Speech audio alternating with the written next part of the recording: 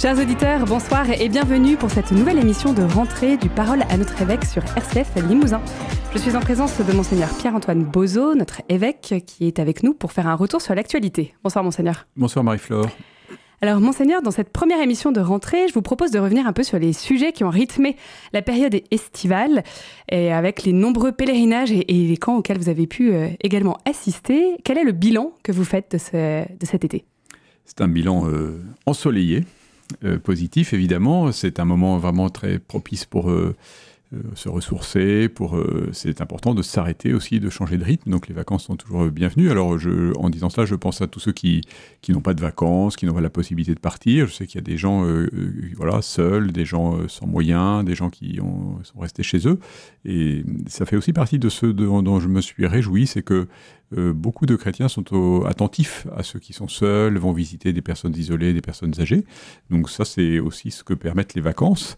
Et puis, évidemment, il y a eu beaucoup de propositions diocésaines. Alors, je voudrais souligner le travail de la pastorale du tourisme et des loisirs, qui, chaque année, établit une proposition. Là, cette année, c'était autour du thème des crucifix, dans les églises, mais aussi dans les sanctuaires, au carrefour des routes, etc. Il y a beaucoup de richesses de ce point de vue-là dans nos deux départements du diocèse. Et la pastorale de réalité du tourisme et du loisir a réalisé un très beau petit opuscule qui permettait de mieux profiter de ces croix, de leur histoire, de ce qu'elles signifiaient, parce qu'il y a aussi parfois des richesses symboliques que les gens ont besoin d'être aidés à découvrir. Donc ça, c'était un aspect vraiment pour les gens qui entraient dans les églises. Je me réjouis que beaucoup de nos églises soient ouvertes vraiment dans la campagne et qu'elles permettent aux gens de passage, aux pèlerins sur le chemin de Saint-Jacques, et puis à tous ceux qui prennent le temps de flâner un peu et de visiter les églises, qui leur permettent d'être accessibles. Et puis alors, après, je note pour moi le moment marquant, je pense un peu le sommet de ce temps d'été, c'était le pèlerinage diocésain à Lourdes, parce que c'est vraiment un lieu de grâce, et parce que nous avons eu la joie cette année de renouveler vraiment notre pèlerinage avec une participation accrue de fidèles, d'hospitaliers, de jeunes aussi. Il y avait un petit groupe pour une proposition pour les jeunes mineurs. Et donc c'était vraiment un très beau temps, d'abord parce qu'il a fait beau, parce qu'il y avait beaucoup de diocèses de France et de Navarre et de l'étranger qui étaient aussi à Lourdes, et donc il y a la dimension universelle qui est très marquée, mais aussi parce que c'est un très beau visage de l'Église qui est donné à Lourdes, et que notre diocèse, c'est comme s'il était un peu remis à l'endroit, vous voyez, on en donne la première place et on est au service des plus vulnérables et des plus pauvres, et je trouve ça très, très joyeux. En tout cas, je suis revenu très heureux de ce pèlerinage à Lourdes, et puis je me réjouis aussi beaucoup qu'il y ait eu des propositions nombreuses pour les jeunes générations. Alors évidemment, le scoutisme qui marche bien dans notre diocèse a proposé beaucoup de camps. Il y a, vous savez, les scouts et guides de France, il y a les scouts unitaires de France, il y a les scouts d'Europe. Donc chacun a préparé avec sa pédagogie propre les camps qui lui étaient propres. Mais également, j'ai participé à un petit camp foot organisé par le père Marie de Brice à Boussac, avec des jeunes du diocèse, des deux départements, de Haute-Vienne et de Creuse. Et puis le PLVTT, qui est maintenant un rendez-vous auquel on est habitué. Je crois que c'était la 14e édition, me semble-t-il, du PLVTT, avec une boucle limousine. Donc nous ne sommes pas allés à Rocamadour cette année, nous sommes restés dans le diocèse, en partant de Bellac et en arrivant à Bourganeuf. Donc j'ai pu participer à des 5 jours de ce PLVTT. Mais là aussi, c'est très stimulant pour des jeunes, et puis toutes les générations, parce qu'il y a des lycéens qui se mettent au service des collégiens, il y a des étudiants qui se mettent au service de tout le monde, il y a des personnes plus âgées, enfin voilà, c'est aussi un moment très, très, très stimulant pour la vie fraternelle et pour la vie chrétienne. Donc, bel été pour le diocèse de Limoges. Alors c'est une période qui a été également marquée un peu par un contexte de politique particulier. Est-ce que vous êtes inquiet de cela ? Je suis d'un tempérament confiant parce que j'ai confiance en Dieu et qu'il guide toutes choses vers le bien, vers la béatitude. Hein. Mais concrètement, localement, de fait, on a de quoi être un peu inquiet, enfin dans notre pays, cette absence de gouvernement, et puis des tensions géopolitiques internationales fortes avec des seuils de violence qui sont passés régulièrement dans beaucoup de pays. Donc voilà, je pense qu'il faut simplement faire attention que ces nouvelles, vous voyez, la question c'est qu'est-ce qu'on fait quand on accueille ces nouvelles? Les choses ne dépendent pas directement de nous, c'est pas moi ni vous qui allons nommer un Premier ministre, ni qui allons réussir à être les diplomates qui vont permettre un traité de paix en Ukraine, par exemple. Mais ce qui dépend de nous, c'est la manière dont nous portons dans la prière, tout cela. Je pense qu'il y a beaucoup de choses qui dépendent de la ferveur de notre prière. Donc ça, c'est une question importante que les chrétiens doivent se poser. C'est comment est-ce qu'ils intègrent dans leur prière, comment est-ce qu'ils supplient Dieu, comme on le voit dans la Bible, comme on le voit dans les psaumes. Hein. C'est vraiment une tradition biblique, une tradition chrétienne que de confier au Seigneur les événements du monde, d'une part, et d'autre part, au fond, ce qui ne dépend pas de moi à l'autre bout du monde a certainement, oui, souvent des répercussions dans ce qui dépend de moi ici et maintenant. Donc quand on prie et pour la paix, ou qu'on se désole que la paix n'existe pas, disons en Ukraine, pour prendre un lieu proche de chez nous, eh bien notre réponse, enfin ce qui est entre nos mains, c'est d'être des artisans de paix ici et maintenant.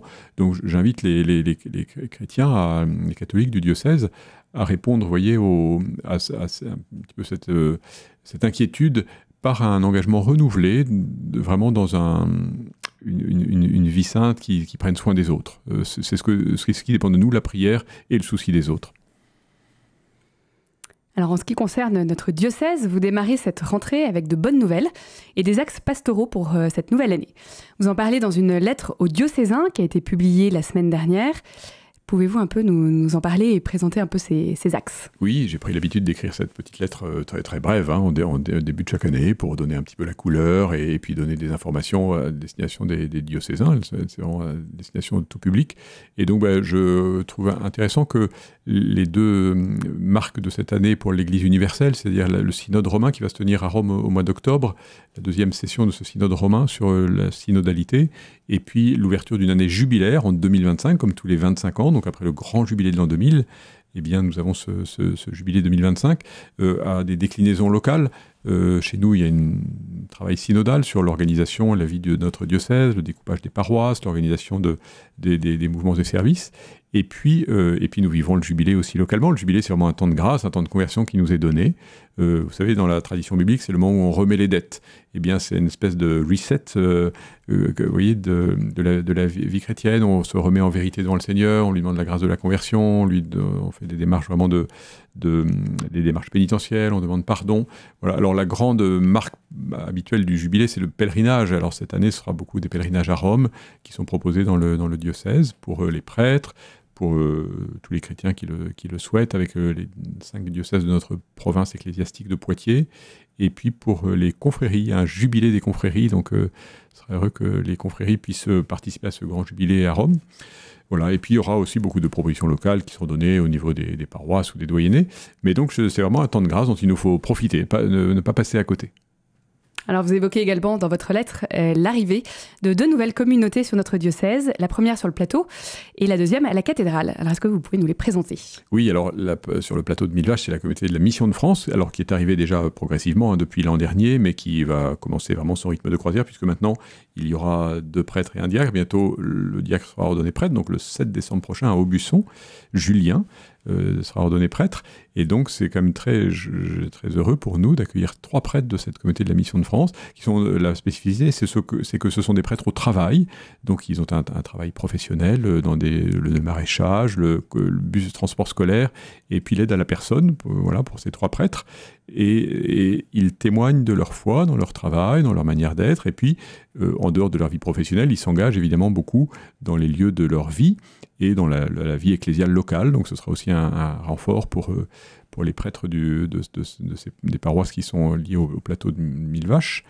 Et puis, de manière plus limougeaude, nous avons donc une communauté qui arrive là vraiment tout juste, puisqu'ils sont arrivés tout début septembre, donc 2 prêtres et un diacre de la communauté Saint-Martin, à qui je confie la charge de la paroisse de la cathédrale Sainte-Marie, et puis de la mission, renfort, parce qu'il y a déjà des prêtres de chez nous qui sont engagés, dans la pastorale scolaire, et avec le projet d'ouvrir un patronage pour permettre à des jeunes un peu plus loin de l'église de trouver là un lieu qui les aide à la fois qui les aide à progresser dans simplement leur construction humaine, mais aussi dans la découverte du Seigneur et de l'Évangile. Le mois de septembre est un mois chargé pour les familles, comme on peut le savoir, avec la rentrée scolaire, mais aussi avec les nombreuses inscriptions aux activités. Alors, il est aussi important de rappeler que nous, dans notre diocèse, nous proposons plusieurs choses pour la jeunesse, de la catéchèse, l'aumônerie, il y a l'action catholique pour les enfants, la maison des jeunes, le scoutisme. Alors, en quoi ces propositions aident-elles nos jeunes à grandir ? On sait bien qu'on n'est pas chrétien tout seul et que la famille, qui est le premier lieu de soutien, d'abord pour certains jeunes, il y a des familles déchirées, il y a des familles qui sont en difficulté, et même quand la famille est unie et porteuse au plan de la foi, eh bien, surtout quand on grandit, quand on devient adolescent, vous savez que Jésus dit que nul n'est prophète en son pays, c'est pas toujours le lieu où on est le plus à l'aise pour transmettre ou pour accueillir ce qui devient des parents, parce qu'il y a souvent une petite période un peu de prise de distance, et donc les lieux autres que sont le scoutisme, que sont la maison des jeunes à Limoges, que sont les mouvements d'action catholique, toutes les propositions au fond à destination des jeunes, les aumôneries bien sûr, la pastorale scolaire, sont vraiment très très très précieuses. D'abord simplement pour marquer la sollicitude de l'Église pour les jeunes, elle accueille, elle écoute, elle prend soin. Voilà, il y a des jeunes qui sont en difficulté, qui ont besoin de parler, qui trouvent des oreilles attentives. Et puis elle annonce le Christ Sauveur, et les jeunes ont besoin évidemment d'entendre cette joyeuse nouvelle et d'essayer d'en vivre, donc de devenir vraiment disciples. Et tous ces lieux sont des lieux de croissance pour la foi des jeunes. Donc je me réjouis de ce dynamisme que je voudrais encore encourager pour être présent auprès des jeunes de tous les âges et de tous les milieux sociaux et de toutes les conditions de vie familiale. Donc vraiment tout le monde est bienvenu. L'Église ouvre grand les bras pour accueillir ceux qui le souhaitent, avec cette attention renouvelée. Je le redis parce que c'est un effort que nous voulons maintenir vraiment très, très élevé, d'attention à tout ce qui est, toutes les formes d'abus qui pourraient toucher les jeunes et qui peuvent inquiéter des parents. Je pense que l'Église est aujourd'hui... En tout cas, nous prenons toutes les précautions pour que les jeunes viennent dans ce que le pape appelle une maison sûre. Merci Monseigneur pour ce temps d'échange. Chers auditeurs, c'est la fin de cette émission. Je vous souhaite une très bonne soirée avec les programmes de RCF.